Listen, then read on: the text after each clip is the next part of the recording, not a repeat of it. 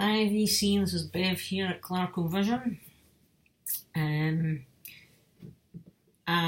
this is a contest entry video. There's a few just emerged this month, and so hoping to get another couple in this week as well. This contest entry is for Robert Zee's January contest, for no particular reason other than it's January, I think, and he just wanted to do a contest. Now, Robert Zee, I'm sure many of you are subbed to him already, but if you're not, you should really... I just wondered what that noise was outside. You should really get subbed to him. I shall leave a link to his channel below. He has a great selection of music, he has a great personality, his videos are super fun to watch. Usually you end up laughing at something in his videos. He's a great guy, so do check out Robert. And his competition for January requires you to tell the VC or the music community all about your four all-time favourite or best vocalists, and you were to imagine them all perched on a professionally sculpted model of the Mount Rushmore mountainside, you know, in America, where they've got 4 of the presidents from the past carved into the side of that big rock. So this is where Robert got his inspiration from. You were to imagine you were going to be presented with a professionally sculpted model featuring not the presidents but your 4 favourite vocalists, and they have to be vocalists. So I spent a few days thinking about this and I found it quite difficult. I mean, music is so big and vast, and it was quite tricky to select some and leave some others out, because you have I like loads of vocalists, loads of singers. There's many of them are very iconic and have their own thing, but I have whittled it down to who I think at this moment in time are my favourite 4. Anybody that knows me or has watched my channel for a wee while will know that back in the day, in the 80s, Def Leppard were my favourite band of all time, and back in the day, when I was getting into music, this would be about 87. You know, Joe Elliott was the man, the Def Leppard singer, and then it would swing to John Bon Jovi of Bon Jovi. And so it was depending on what week it was one of them that was my favourite rock star at the time, until I don't know, a few months passed and I decided that actually Steve Clark, the guitarist, he was the one that was just the coolest, the most amazing, blah blah blah. However, over the course of time, I can safely say that Def Leppard are no longer my favourite band, unfortunately. They went downhill after 1991, I'll say. And Joe Elliott is certainly not anywhere near one of my favourite singers. I think when you grow older as well, you kind of, I don't know, the whole musical experience grows with you as well, and you know, you realise other people have great voices and what's not so great about certain folk, and live versus studio recordings, etc. Just got to be that, you know, that's although they were my band back in my young days, they're just far removed from it now. So, but what I'm going to get to the point now. Yeah, you know, see, I keep babbling. I'm good at babbling, but I've got to tell a little bit of a story with it. So, my 4 favourite vocalists from this moment in time. The first one I am going to pick, now they're all from my favourite type or genre, if you like, which is hard rock, heavy metal, that general genre, because it's my favourite kind of musical group, if you like. So the first one I'm going to go with is Rob Halford of Judas Priest. I'm just picking a Judas Priest album to show, and sorry about the lighting in my room. Still, I'm waiting on payday before I can get a lamp.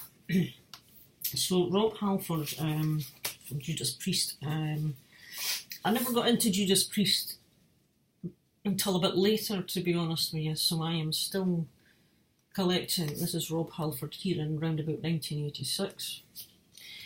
So I'm still, on the Judas Priest path, but, I've been aware of them for years, but I just never really got into them properly back in the day. But what I've noticed is, this is Rob here again.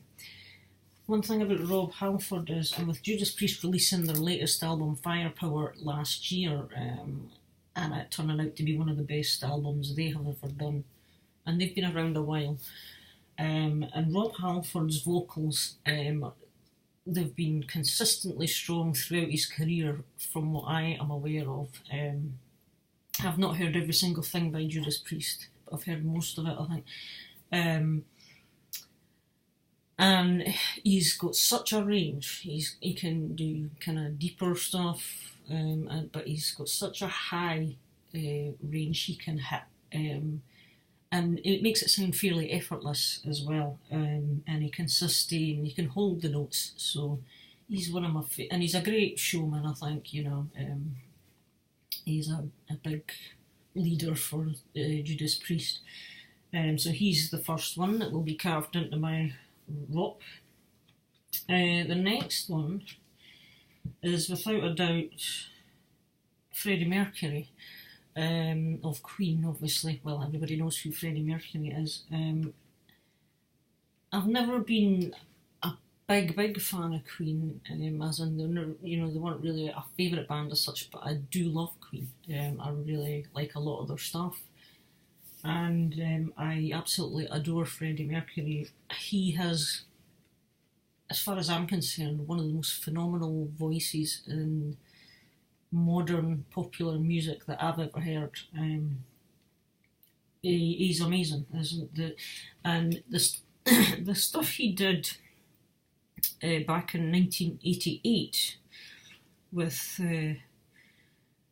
this opera singer, and now forgive me if I pronounce her name a little bit wrong, but Montserrat Caballé, I think is how you say her name. And this is the pair of them on Barcelona, the album, which has the track Barcelona, which was recorded and was the theme tune to the Olympic Games, which were held in Barcelona in 1992. And I really wanted to get this album, and it's really interesting. It's like a rock opera mix, and I mean, she's got a phenomenal voice, and so is Freddie, as we all know. But he's one of these guys, there's just nobody like him, So that's number 2 on my rock. The third one I am going to pick is, I don't see this band getting shown too often in the VC, so I make no apologies for giving them a shout again. Steve Lee, who, like Freddie, is sadly no longer around. Now, Steve Lee was the lead singer and one of the founding members of Gotthard, band from Switzerland, hard rock. And again, like Freddie and like Rob, he had a vocal range that was just off the charts as well. He could really hit some high spots. I'm just looking at the booklet here. That is Steve Lee there, lead vocals. And this album in particular it's a live album. It's called Made in Switzerland, live in Zurich. and it was recorded in about, I think, 2006 on one of their tours then. And honestly, if you haven't heard Gotthard or Steve Lee, I recommend you give them a check out. They've been around since about 1992. Gotthard, obviously, they've got a new singer nowadays. I don't know too much about them, I must admit. But to prove just how amazing Steve Lee's vocals were on this particular concert, they do an encore at the end, and it's a cover of Immigrant Song? Immigrant Song, I think it is, by Led Zeppelin. And, well, you know, Robert Plant, he's another one. His vocal range is off the charts as well. Well, Steve Lee hits every note effortlessly again, so he's another one, and it's a sad loss, unfortunately. And I've been an admirer of him for a few years. I mean, I got into Gotthard quite late as well, sadly. So he wasn't around too many years. I think he died in about 2011, which would be something like 5 years after this. But I highly recommend. He's another amazing singer. And so he's number 3. And the 4th one on my rock, who everybody will be familiar with as well, is the mighty Bruce Dickinson of Iron Maiden. That man is simply amazing. What's in there? Iron Maiden are now my favourite band of all time. And Bruce Dickinson, I don't know how old he is now. He's probably around about the 60 range. And he's got so much energy, you know, he's still flying through the air at whatever age he was there. This is from 2012, this one, okay. But, you know, the energy that he still puts out on an Iron Maiden show is amazing. And he's another one that can hit the high notes. He's got a really good voice. He can really get up there, and I mean, the thing about Bruce Dickinson as well, he obviously he's kind of matured over the years, as every rock band does. They're kind of a bit wild and unruly at times in their heyday. And obviously everybody grows up.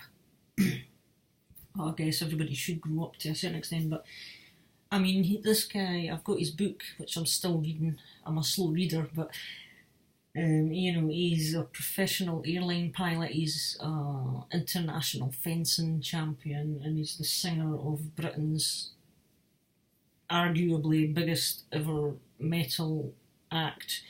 And he's good with the crowd interaction. He's such a showman.